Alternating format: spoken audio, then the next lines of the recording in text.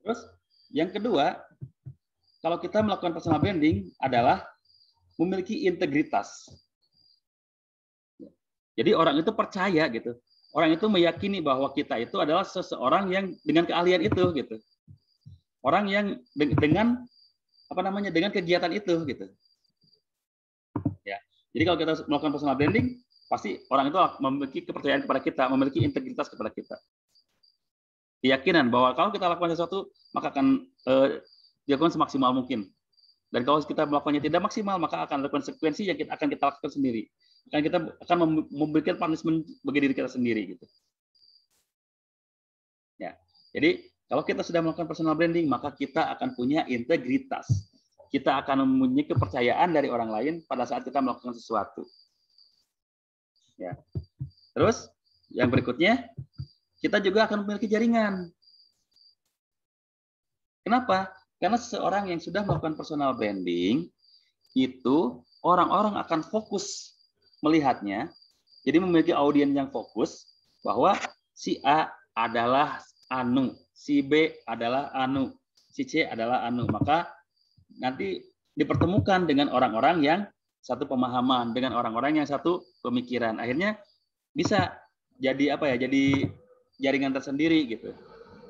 Contohnya kalau kita seorang praktisi bekam dan kita membranding diri seorang dengan branding seorang praktisi bekam gitu ya, saya adalah terapis bekam, maka tidak akan menutup kemungkinan kita akan bertemu lagi dengan terapis bekam. Akhirnya terbentuklah asosiasi, akhirnya terbentuklah perkumpulan, akhirnya terbentuklah sebuah organisasi yang mempertemukan terapis bekam di situ. Itu wajar, karena memang kita sudah, kalau sudah mempersonal branding, kita sudah melakukan mempresentasikan diri sebagai sesuatu, maka nanti orang-orang itu akan fokus melihat kita. Akhirnya jaringannya kita akan terbentuk jaringan gitu. Ya, akan terbentuk jaringan dan akhirnya mungkin dengan jaringan itu kan terbantu juga personal branding kita gitu. Ya. Terus yang berikutnya, setelah kita punya jaringan, maka kita akan punya nilai jual. Kita akan punya nilai jual. Kenapa kita akan punya nilai jual? Karena seseorang yang sudah melakukan personal branding, itu orang itu akan dilihat sebagai sesuatu yang memiliki kelebihan. Contoh, saya adalah seorang praktisi ruqyah misalkan. Jadi kalau misalkan orang mencari praktisi ruqyah yang berpengalaman, pasti orang itu yang dicari gitu. Ya, pasti orang itu yang akan dicari karena ya ada praktisi ruqyah itu ya si anu gitu. Praktisi bekam itu ya si anu gitu. Makanya kelebihan untuk mempunyai personal branding itu ada 4. Yang pertama, kita akan punya jati diri, kita akan punya integritas, kita akan punya jaringan yang luas gitu ya, karena tadi kita akan dipertemukan dengan orang-orang yang satu pemahaman, satu pemikiran, dan kita pun akan punya nilai jual. Karena kalau kita tidak memperlihatkan diri sebagai seorang terapis bekam misalnya, tapi kita ingin membuka klinik bekam, tapi kita ingin mempraktekkan terapi bekam ini secara mandiri, misalkan dengan home caring gitu ya, home care dengan diundang ke rumah-rumah. Apa yang terjadi? Ya orang-orang nggak bakal datang ke klinik kita, orang-orang nggak bakal ngundang kita karena mereka nggak tahu kita itu siapa. Makanya langsung kita, kalaupun memang kita ingin menjadi seseorang, kita langsung tunjukkan kepada orang lain bahwa saya adalah itu gitu. Kalau kita ingin memperlihatkan bahwa kita sebagai seorang praktisi bekam, maka tunjukkan kepada orang lain bahwa saya adalah seorang praktisi bekam. Biar kalau kita buka klinik, orang-orang datang karena tahu tempat bekam itu di situ. Kalau kita pun mau home care, orang-orang itu tahu bahwa kalau mau manggil praktisi bekam ya si anu gitu. Nah itu akhirnya kita punya nilai jual. Ya, itu yang fungsinya kita mempunyai personal branding. Terus apa saja sih yang harus dipunyai oleh kita dalam melakukan personal branding? Yang pertama skill. Kita jangan lupakan ini, kita harus punya skill. Kenapa kita harus punya skill? Ya kita mau mendeklarasikan diri sebagai praktisi bekam, kalau kita nggak bisa membekam, bagaimana?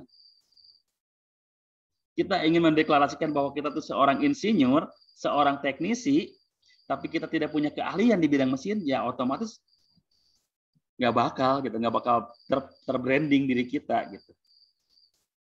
Makanya yang perlu kita lakukan pertama kali adalah kita punya skill terlebih dahulu. Ya, kita punyai terlebih dahulu skillnya. Ya. Nah, yang kedua, kita punyai lifestyle-nya.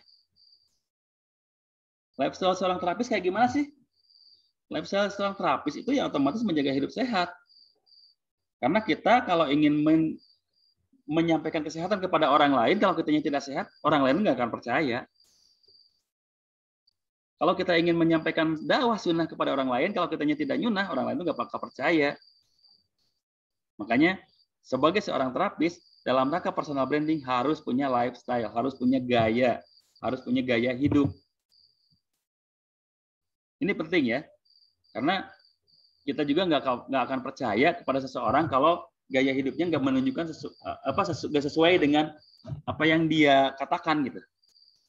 Contohnya ada seorang yang mengaku sebagai seorang pebisnis, tapi dia nggak punya bisnis. Gayanya bukan gaya seorang pebisnis, gayanya hanya gaya seorang, ya mungkin dianya pengangguran, kita hanya bisa bicara doang gitu. Tapi punya bisnis, men. Percaya nggak kita? Saya yakin enggak. Makanya lifestyle itu penting untuk benar-benar menunjukkan bahwa kita adalah seseorang yang ahli di bidang itu. Dan itu bagian dari personal branding. Ya. Terus yang berikutnya, kita juga harus punya eksistensi. Eksis di bidang itu gitu. Kalau kita seorang terapis bekam, ya kita eksis di bidang bekam. Mungkin tidak bisa dilakukan sekian hari, sekian minggu, sekian bulan. Mungkin perlu waktu tahunan untuk kita bisa menunjukkan eksistensi kita itu. Gitu. Kalau kita bisa melakukan eksistensi kita itu, maka dijamin kita akan benar melaksanakannya. Gitu. Personal branding kita benar gitu. Kalau kita punya eksistensi yang tadi, gitu ya. Terus yang selanjutnya kita pun harus bisa melakukan promoting, mempromosikan gitu. Kita ingin memberitahu kepada orang lain bahwa kita adalah sesuatu, tapi kitanya nggak berani menyampaikan. Contohnya gini, saya punya masakan yang enak nih, saya punya resep yang bagus untuk sebuah masakan, tapi saya nggak memberitahu ke orang lain kalau masakan saya enak. Maka saya yakin orang lain nggak bakal mau makan ke tempat Anda, ke tempat saya, walaupun di tempat saya sedang bagi-bagi makanan gratis. Nah, jadi kita sebenarnya promosi. Oke, saya seorang terapis bekam, jadi sok, siapa yang mau dibekam? Pas begitu kita lakukan semaksimal mungkin, baru nanti promosinya akan berjalan lancar. Ya. Nah, untuk 4 poin ini kita akan membagi lagi supaya dalam pelaksanaannya kita bisa maksimal dalam melakukannya gitu ya. Untuk yang skill yang harus kita punya adalah basicnya. Skill basic harus kita miliki dulu. Skill basicnya apa? Skill basicnya ya otomatis kalau kita seorang terapis ya keilmuan untuk menerapinya. Kalau kita seorang terapis bekam ya kita harus punya kemampuan dalam membekam. Karena kalau kita tidak punya itu bagaimana orang bisa mempercayai kalau kita seorang terapis. Jadi basicnya harus kita miliki dulu. Ya. Ilmu dasarnya harus kita miliki dulu. Kita ingin mendeklarasikan sebagai apa? Yaitu kita punya ilmunya. Kalau kita tidak punya ilmunya, otomatis kita nggak akan berhasil dalam membranding diri kita.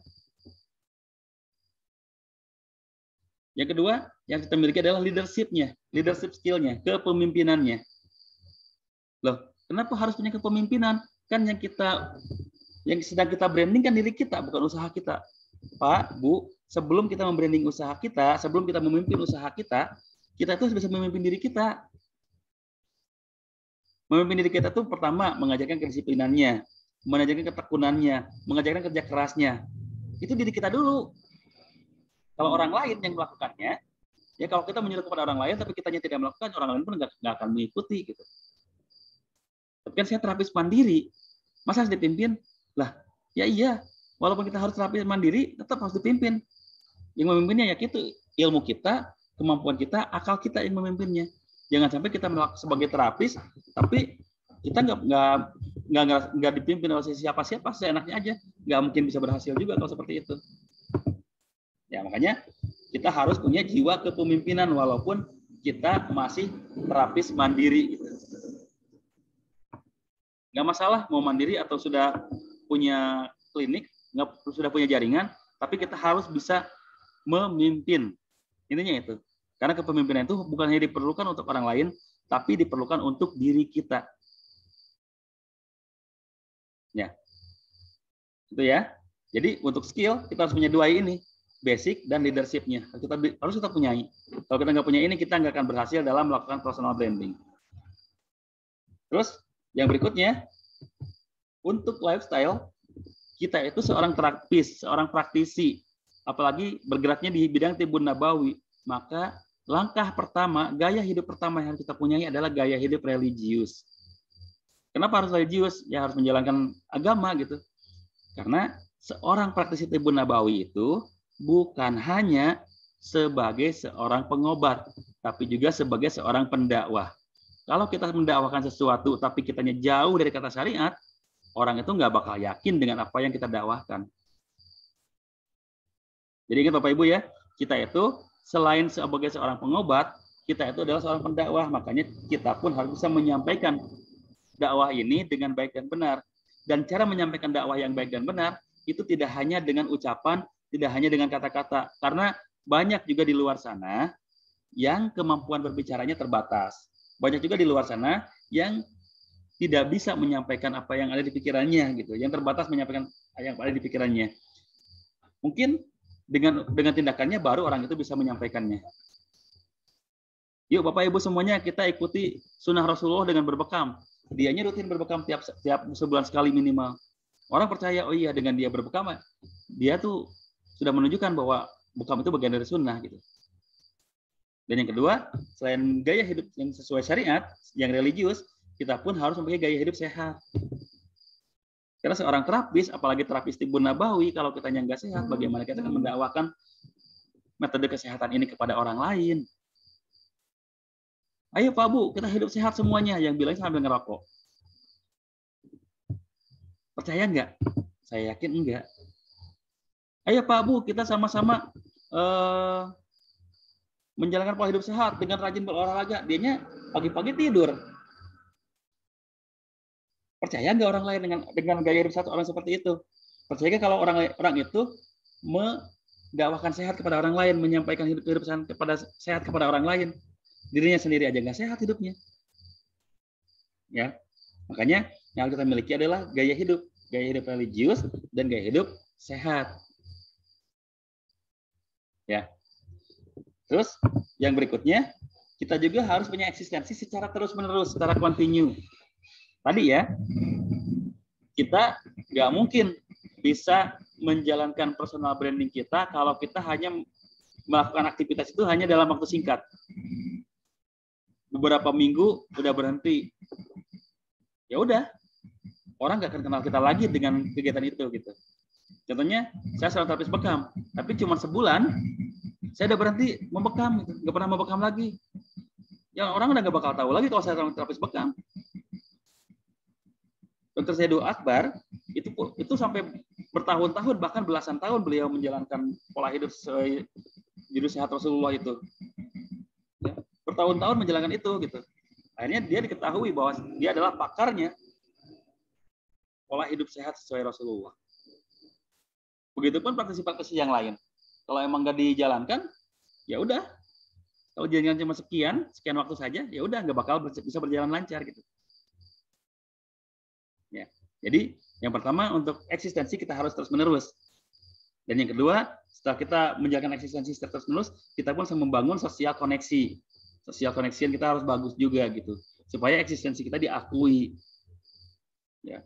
Kita dalam masyarakat benar-benar menunjukkan bahwa kita adalah seorang yang menggeluti bidang itu. Dengan interaksi dengan masyarakatnya itu yang kita tunjukkan setiap saat gitu.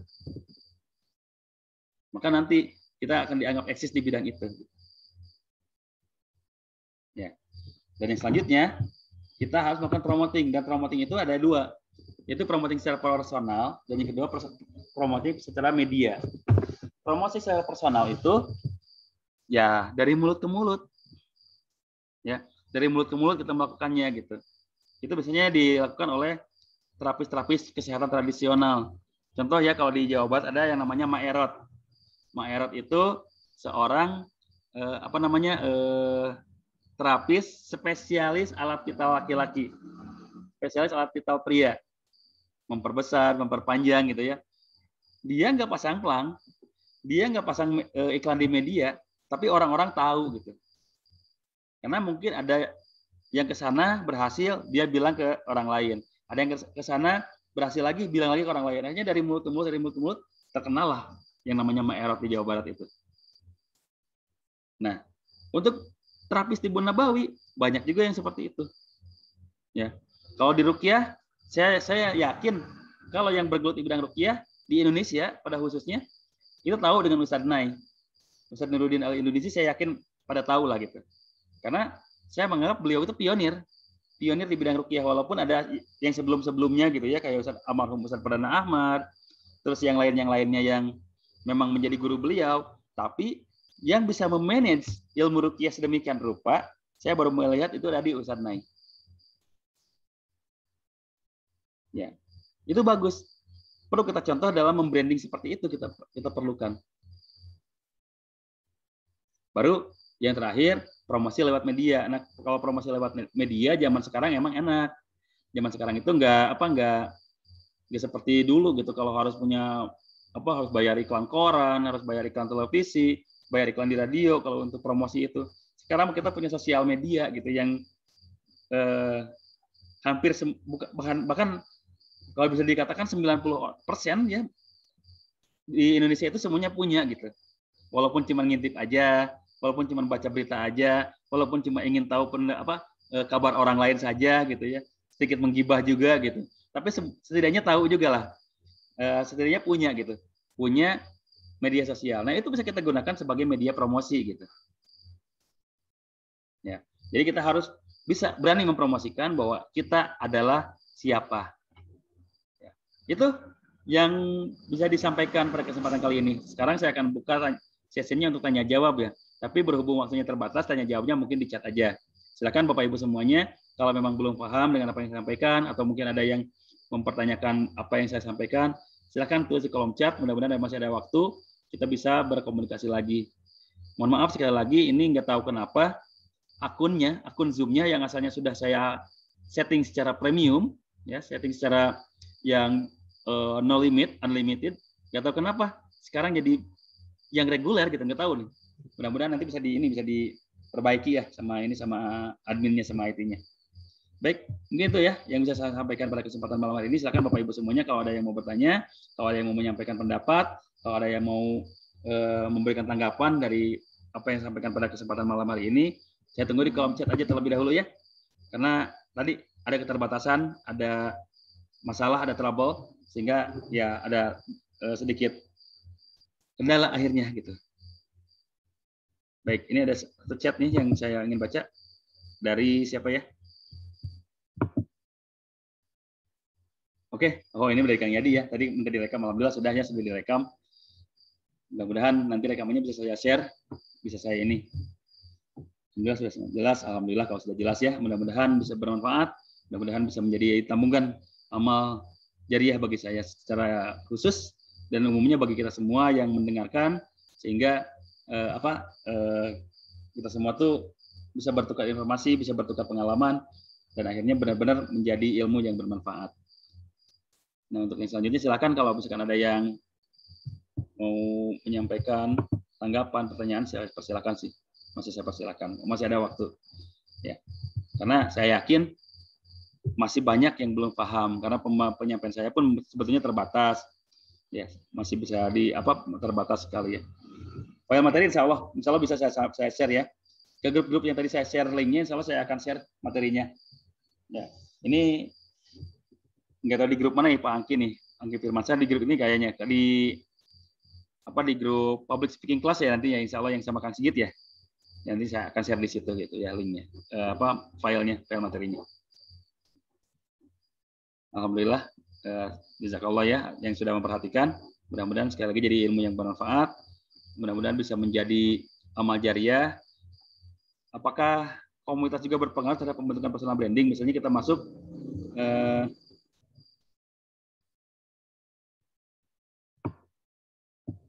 kita masuk di beberapa komunitas, apakah akan mempengaruhinya?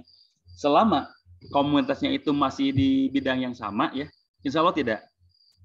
Contohnya sekarang tidak jauh-jauh lah gitu ya, yang namanya komunitas bekam itu ada banyak sekali gitu. Komunitas ruqyah itu ada banyak sekali gitu.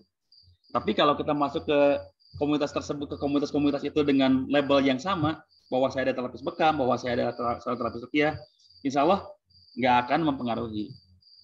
Atau beda nih, masuk ke komunitas bekam, masuk ke komunitas ruqyah, masuk ke komunitas pijat, masuk ke komunitas herbal. Selama yang kita gelutinnya masih tidak jauh berbeda dengan itu, insya Allah tidak akan mempengaruhi. Karena kita mendeklarasikan dirinya mau jadi seperti apa. Saya menjadi seorang pengobat gitu, pengobat tradisional, maka insya Allah tidak akan terlalu berpengaruh. Beda kalau kita masuknya ke komunitas yang terlalu heterogen gitu ya, masuk ke komunitas teknisi, masuk ke komunitas pengusaha, masuk ke komunitas ahli kuliner, itu mungkin akan membingungkan orang lain yang akan melihat kita, dia itu sebetulnya apa sih gitu. Kayaknya bingung juga gitu. Kalau bidangnya beda-beda, tapi kalau bidangnya sama insya Allah enggak. Jadi kalau bidangnya sama insya Allah enggak. Ya. Oke, itu. Terus yang berikutnya, sedihnya enggak total. Mudah-mudahan rekamannya bisa di share ya. Bagaimana caranya membangun personal branding untuk pembekam pemula? Apa yang harus kita lakukan pertama kali? Tunjukkan bahwa kita bisa bekam. Itu aja dulu. Kita nggak perlu dulu yang aneh-aneh dulu. Tunjukkan dulu kalau kita bisa bekam aja dulu. Nanti orang-orang kan melihat, oh iya si ini mau pembekam. Nah, bagaimana cara menunjukkannya? Ya kita mungkin bikinlah kegiatan-kegiatan secara mandiri, mungkin undang beberapa tetangga kita, yuk kita bekam sama saya, nggak apa-apa lah, gratis dulu gitu. Yuk bekam sama saya gitu, nggak apa-apa, cukup bayar ini aja, cukup bayar pengganti barang habis pakainya aja gitu. Ya memang ada kan peribahasa yang mengatakan berakit-rakit dulu berenang-renang ke tepian gitu ya. Itu memang perlu gitu. Kita sedikit berusaha terlebih dahulu, berkorban terlebih dahulu gitu ya. Nggak apa-apa. Yang penting tunjukkan aja bahwa kita adalah seorang terapis bekam, gitu. Apakah jadi seorang terapis itu harus multitask atau spesialis dalam satu keahlian? Multitask bisa, cuma tetap pasti ada satu yang menonjol gitu. Pasti ada satu yang menonjol, dan itu yang harusnya menjadi yang menjadi poin plus kita gitu. Karena saya yakin nggak mungkin semuanya bisa di handle dengan sempurna. Setiap orang itu punya kelebihan dan kekurangan. Nah, kelebihannya itu yang harus kita pertahankan gitu, yang harus kita tonjolkan. Nggak mungkin kita langsung bisa menjalankan semuanya secara bersamaan gitu. Ya. Jadi multitask boleh sebagai tambahan skill bagi kita gitu. Oh, dia selain bisa bekam, dia juga ruqyahnya bagus juga gitu. Oh, dia juga pijatnya enak juga gitu. Itu boleh. Cuman tetap yang mau kita tonjolkan yang mana? Pasti ada yang kita tonjolkan gitu. Nggak semuanya gitu, nggak semuanya di up gitu. Kalau semuanya di up nanti orang juga bingung. Gitu ya. Multitask boleh, multi talent boleh. Cuma tunjukkan satu yang paling menonjol, satu yang paling Anda kuasai supaya lebih bisa mempermudah orang lain mengenal kita. Terus masuk komunitas bekam, lalu masuk komunitas pertanian, apakah ada hubungannya? Ya kalau bekam sama pertanian jujur aja nggak ada hubungannya gitu. Cuma tadi kita bisa memilih salah satu kalau hal seperti ini. Tunjukkan yang paling menonjol di diri kita.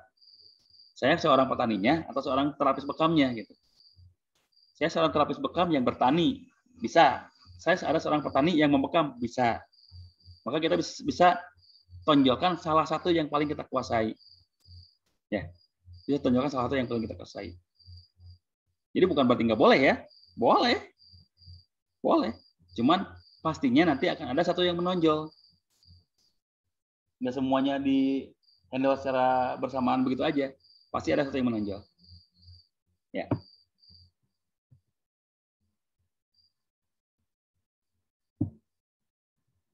Apakah bisa dijelaskan kepemimpinan penting bagi diri sendiri? Ya, yang namanya kepemimpinan sekali lagi ya, itu sebelum kita bisa memimpin orang lain, ya kita bisa memimpin diri kita sendiri. Kalau kita punya target, kan seorang pemimpin itu bisa menentukan target ya di planningnya, ya di perencanaannya itu menentukan target. Nah, kita pun siapkan target untuk diri kita supaya dalam menjalankan targetnya itu kita punya skala-skala prioritas yang perlu dilakukan. Oh, ini target saya, makanya saya harus melakukan ini, melakukan ini, melakukan ini, melakukan ini. Baru nanti target saya tercapai. Contohnya seperti itu. Perlunya kepemimpinan, memimpin diri kita sendiri dulu gitu. Kalau kita udah bisa memimpin diri kita sendiri, begitu kita dihadapkan dengan orang lain, insya Allah kita bisa pimpin. Ya, itu salah satu contohnya mengapa pentingnya kepemimpinan bagi diri kita sendiri. Adakah tips yang efektif dalam membentukkan personal branding di era medsos bentuk apa seperti bentuk promosi deh gitu. Kalau saya gitu ya, untuk melakukan personal branding di media sosial biasanya saya tidak melulu mempromosikan apa yang saya lakukan gitu. Tapi mungkin dengan share keilmuan supaya orang itu yakin kalau saya di bidang itu memang memiliki keilmuannya, memang punya ilmunya. Contoh, kalau saya seorang terapis bekam, saya tidak selalu memperlihatkan kalau saya sedang membekam. Tapi mungkin sekali-kali saya share manfaat bekamnya, saya share teknik-teknik bekamnya, saya share ilmu-ilmu kesehatan yang lainnya gitu ya. Mungkin diagnosanya, mungkin pelengkap dari terapis bekam itu sendiri, terapi bekam itu sendiri. Ya. Nah, dengan cara seperti itu biasanya orang yakin, oh iya, dia mah pembekam yang profesional, buktinya dia pengetahuannya sampai situ gitu. Kalau kita hanya memperlihatkan kita bisa membekam, banyak kok yang bisa membekam. Tapi kalau kita ingin memperlihatkan bahwa kita pembekam yang lebih dibanding yang lain, maka cara yang bisa kita lakukan adalah memberikan nilai plus gitu. Memberikan nilai plus kepada promosi kita, tidak hanya dengan itu saja, tidak hanya dengan memperlihatkan kegiatan kita saja, tapi bantu dengan keilmuan-keilmuan yang lain. Ya. Bagaimana untuk menunjukkan integritas bekam? Ya kita kalau kita ingin menunjukkan integritas kita dalam berbekam, kita lakukan semaksimal mungkin. Dan kita berikan punishment kepada diri kita sendiri kalau kita ada gagal dalam melakukannya. Gagal di sini bukan berarti pasiennya tidak sembuh ya. Kalau pasiennya tidak sembuh itu bukan urusan kita, Allah yang menentukan. Tapi maksud kegagalan di sini adalah mungkin pada saat kita akan membekam, peralatannya tiba-tiba lupa. Saya pernah kejadian, pada saat mau membekam, tiba-tiba jarumnya ketinggalan. Apa yang terjadi? Orang akhirnya nggak mau ngundang saya lagi. Orang nggak mau pakai jasa saya lagi. Persiapannya nggak maksimal gitu. Nah, makanya kalau kita ingin memiliki integritas dalam berbekam, dalam melakukan terapi bekam, kalau kita memiliki integritas, maka dipersiapkan semuanya. Planningnya harus jelas, organizingnya harus jelas, controllingnya harus jelas, actingnya juga bagus, dan responsibility, tanggung jawab kepada diri kita. Baru nanti kita akan diakui integritasnya oleh orang lain. Pokoknya lakukan sebaik mungkin, lakukan semaksimal mungkin. Itu cara kita menunjukkan integritas kita. Mau tanya, menyikapi UU 103 tentang membatasi aktivitas empiris minimal D3, sedangkan basic kita enggak dari medis, kita seperti apa? Ini sangat banyak sekali ya yang menanyakan seperti ini tentang PP 103. Ya.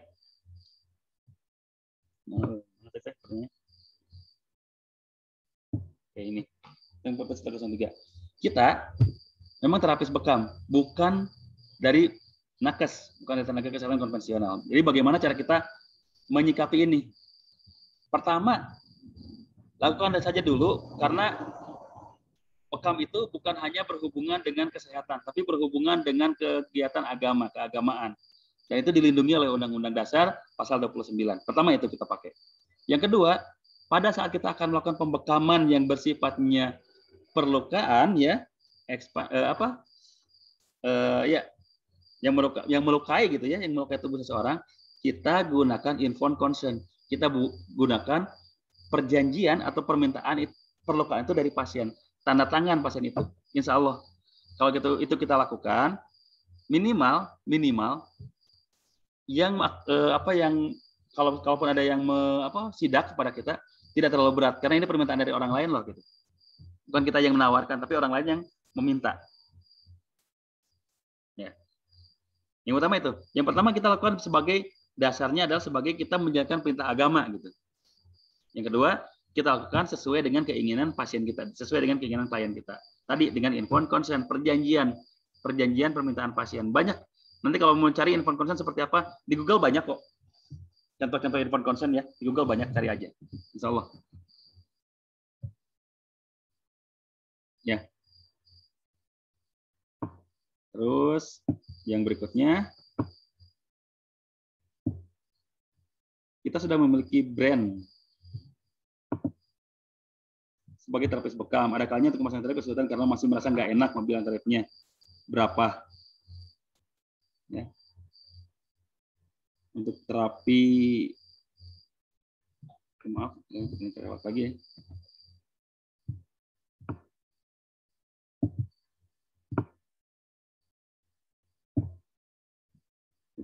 Ya bilang tarifnya untuk terapi mandiri bukan di rumah sehat mungkin ya. Ya bukan di rumah sehat, karena pada awalnya untuk memperkenalkan diri bahwa kita terpekam. Oke, untuk ini sangat banyak juga yang mempertanyakan ini ya.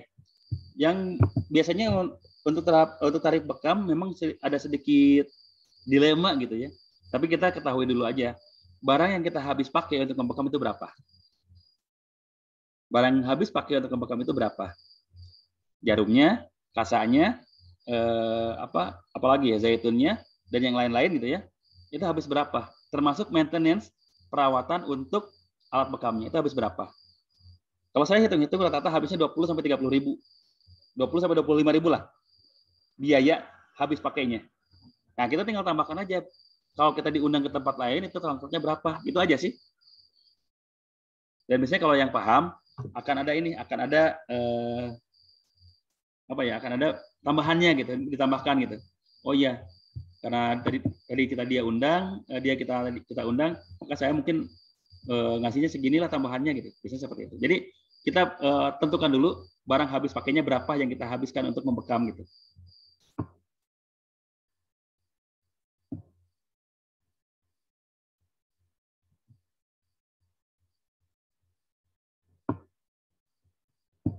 Nah ini yang bagus juga nih. Saya menjual tambahan terapi untuk bisa menyenangkan klien masa karaga ya. Tarik maka dengan hati ya. Ini seperti ini gitu ya. Seperti ini gitu. Jadi kita dengan memberikan tambahan-tambahan seperti ini gitu ya. Maka kalau pasiennya senang, kliennya kita nyaman, mereka nggak memikirkan kok masalah tarif ya. Itu soalnya masalah tarif itu relatif. Coba kita akan bahas di masalah ini ya. Oke. Nah ini ada permintaan dari Kang Yadi katanya sebelum diakhiri boleh minta foto bareng dulu karena ini waktu tinggal 1 menit lagi nih, tinggal 1 menit kurang. Boleh di on kan videonya? Boleh di on kan semuanya videonya? Mohon maaf, on dulu ya, kita foto bersama dulu katanya. Ini ada permintaan dari Kang Yadi nih. Ya, saya foto dulu ya. Coba yang lain yang belum on, di on kan dulu. Wah langsung pada dangdan semua nih. Pada dipasang gaya terbaiknya gitu. Masya Allah, Masya Allah. Nah, alhamdulillah, jadi setidaknya kita bisa saling mengenal ya. Oke, siap ya. 1, 2, 3. Oke, yang selanjutnya ada 2 ini, ada dua layar. Berikutnya. Oke, 1, 2, 3. Oke, alhamdulillah. Sudah ya Kang Yadi ya, sudah saya foto ya semuanya. Mudah-mudahan nanti bisa di-upload ke grupnya masing-masing bahwa kita sudah melaksanakan silaturahim dengan materi ini. Mungkin itu saja untuk malam ini. Mudah-mudahan kita bisa bertemu lagi di kesempatan lain. Karena waktunya terbatas, mohon maaf sekali lagi. Apa yang saya sampaikan kalau banyak salahnya itu murni dari kebodohan saya. Kalaupun yang benar itu Allah yang memberikan petunjuk. Sekali lagi mohon maaf atas segala kesalahan. Terima kasih segala perhatian. Kita sama-sama tutup halaqah ini dengan membacakan doa kifaratul majelis. Bismillahirrahmanirrahim. Subhanakallahumma wa bihamdika asyhadu an la ilaha illa anta astaghfiruka wa atubu ilaik. Terima kasih. Wabillahi taufiq wal hidayah. Assalamualaikum warahmatullahi wabarakatuh.